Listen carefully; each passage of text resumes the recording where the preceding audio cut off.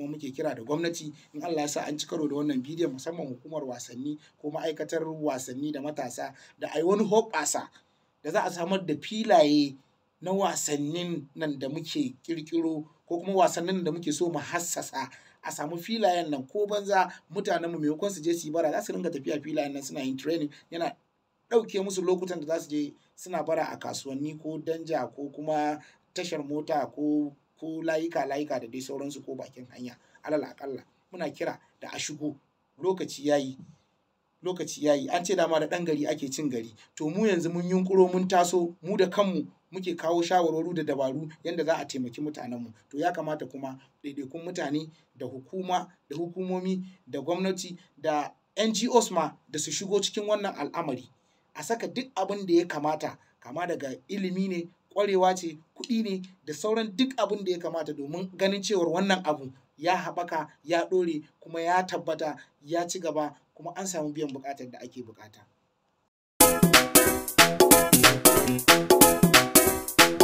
Assalamu alaikum, da farko sunana Rabiu Isa Yahaya Ƙofar Mata. Duba dai da aka ce ba nakasashe sai kasashe, so nakan yi sana'o'i da yawa ciki har da aikin gwamnati, a ciki kuma har da wasanni.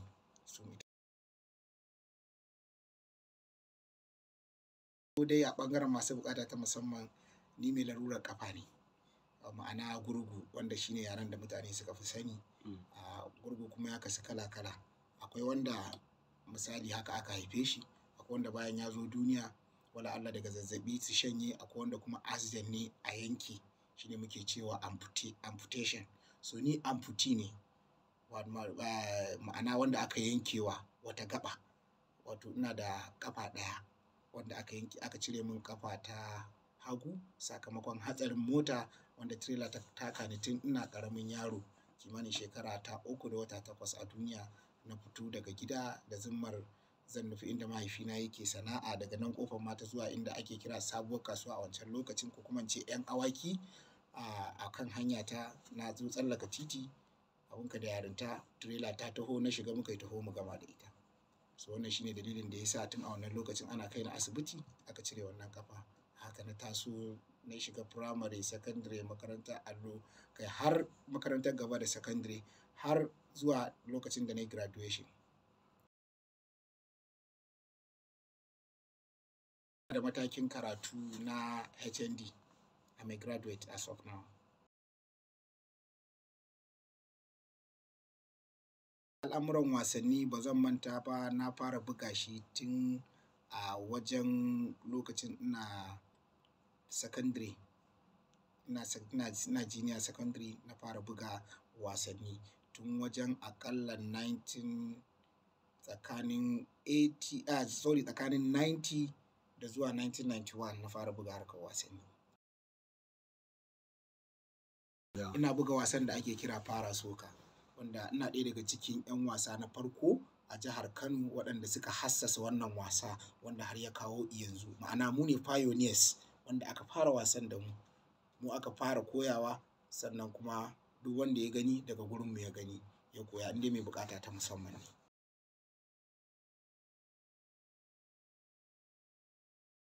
Ba mutuwa yayi ba, ana yi. Kawai sai dai in ce 'yan wasan ne na yanzu ƙoƙarinsu bai kai na da ba, kuma wasu Allah ya musu rasuwa. Domin akwai, kasan za ka samu ɗan wasa wanda shi kaɗai yana iya goya tim, ko wanda kuma in yana cikin tim yana iya ƙara wa 'yan wasa ƙarfin gwiwa. So muna da wani ɗan wasa da muke kira Abdullahi Ortega, ɗan haifaffen nan Ƙofar Wambai ne, wanda Allah ya masa rasuwa sakamakon haɗarin gobara. So gaskiya mutuwar Ortega ya taɓa ƙungiyar ƙwallon guragu ta Kano Pilas Para Soccer a jihar Kano, magana ta gaskiya. Kama tura irinmu ma mu da kawai don raɗin kanmu muka ga lokaci yayi mu ba yara dama su zo su yi, muka ajiye ainihin a safar hannunmu a matsayina na mai tsaron gida. So amma wannan ya taka rawa gaskiya wajen abun nan, kuma yawanci 'yan wasan namu yanzu duk ana ɗan ɗaɗɗebe su wasu jihohin suna tafiya, tunda ka san yanzu magana ce ta kuɗi, ko ba gaskiya ba, inda mutum ya ga fitarsa take nan zai tafi, shi ɗan bal dama haka yake.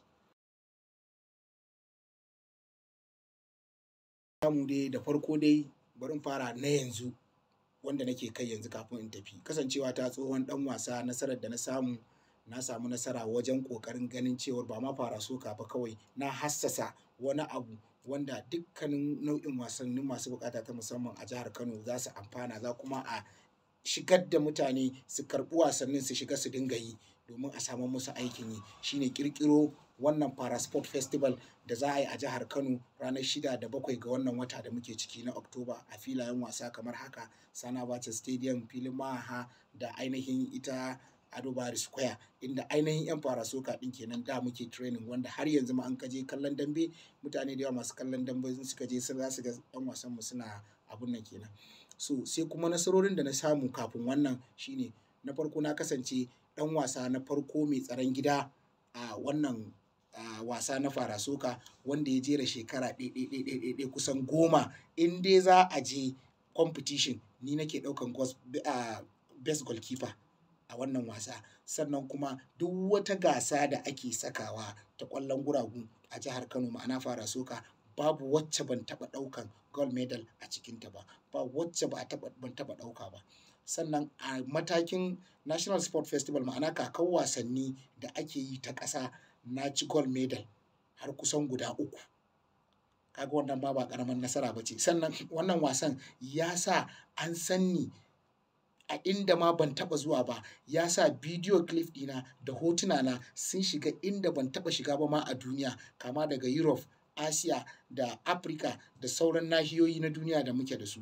Domin akwai wani YouTube kana buɗewa ma in ka sa www.parasokanigeria.com za ka ga abin nan advert ɗinsu ma da za su fara sako maka. Kusan ni ne a raga, an ɗauki wata ball an yi 2-1 an ba da passing, an kawo min attack wajen mutum 3, aka sheƙo min ball ɗin nan na kwanta na rufe ta, wanda wannan abun ya matuƙar burge 'yan kallo, ya kuma matuƙar burge su kansu federation ɗin, don haka suka sa shi a cikin wannan talla. So saboda haka wannan talla ya shiga duniya, don haka na ce maka babu nahiyar da bidiyo na da hoto na bai shiga ba inda ni ban ma taɓa zuwa ba. So wannan ma ba ƙaramin nasara ba ce. Sannan sai nasara ta gaba shine na samu nasarar tsallaka bodan Najeriya ta dalilin wannan wasa. Sannan kuma nasara ta gaba shine a sakamakon wannan wasa an mun kyaututtuka wanda ba zan taɓa manta da su ba a ciki da wajen jihar Kano. Sannan ba zan taɓa manta ba, akwai lokacin da muka buga na National Sport Festival a Kaduna a Murtala Muhammad Square. Wannan wasa an sha mu ƙwallo 2 kafin a tafi hafta. Mun ɗan samu defensing error haka, to da muka dawo aka yi gyare-gyare bayan mun shiga dressing room, aka yi gyare-gyare, aka yi abin da za a yi, aka dawo muka gyara kuskurenmu, muka warware waɗannan ƙwallaye, muka saka ainihin winning goal. Ana haka ma aka zo saboda overworking muka yi wa kanmu on goal, dan bayan mu dai wannan defensing errors din aka kuma samun sa, muka yi on goal aka wannan. Sannan aka ringa fafata na ringa saving din balabalai waɗanda suke ci ne, na ringa saving din su har Allah ya sa muka saka winning goal, aka tashi 3-4. Ai wallahi ina mai tabbatar maka, ana tashi ina kokarin a miƙo min crutches ina, kawai sai ji ne 'yan kallo sun ballo cikin fili, sai ji ne an ɗaga ni a sama, ana yawo da ni a sama, ana kewaye fili da ni, fili ya harjike, 'yan kallo ne sun fi mutum sama da 10,000 a wurin nan. So wannan rana tana ɗaya daga cikin ranar farin ciki a rayuwata wacce ba zan taɓa mantawa da ita ba.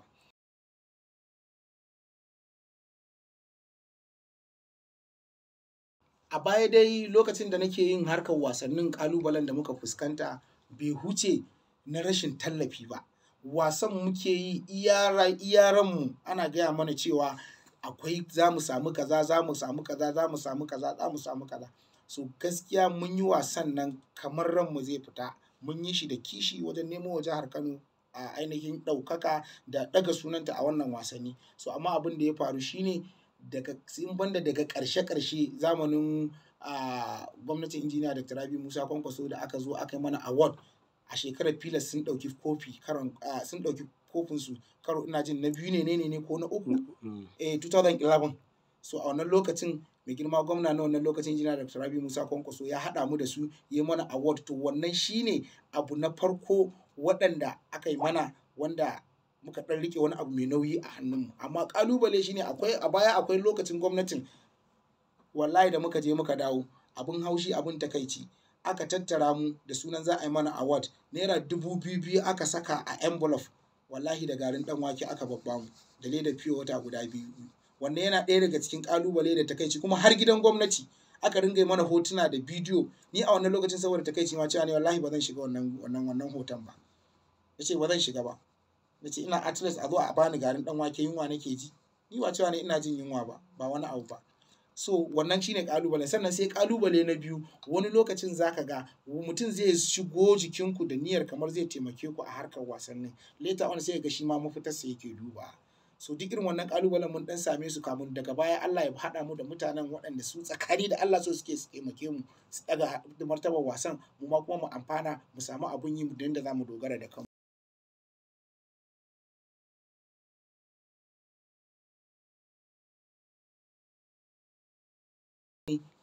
Local, ma'ana abin da yasa nace maka local is not international.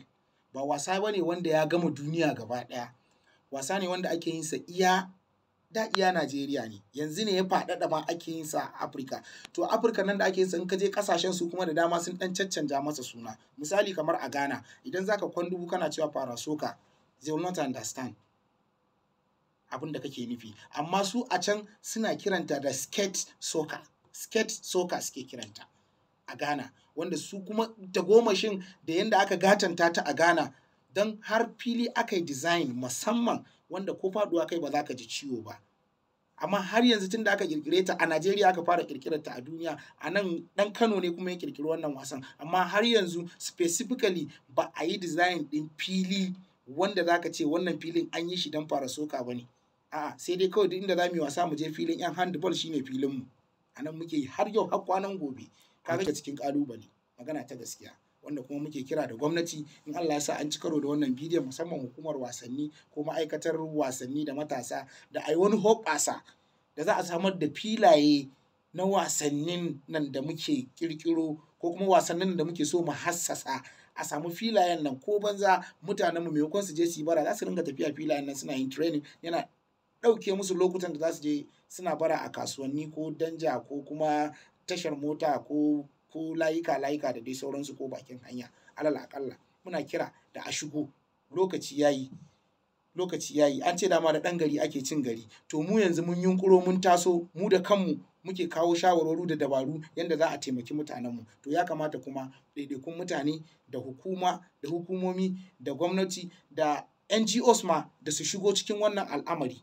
A saka duk abin da ya kamata, kama daga ilimi ne, ƙwarewa ce, kuɗi ne, da sauran duk abin da ya kamata domin ganin cewar wannan abu ya haɓaka, ya ɗore, kuma ya tabbata, ya ci gaba, kuma an samu biyan buƙatar da ake buƙata.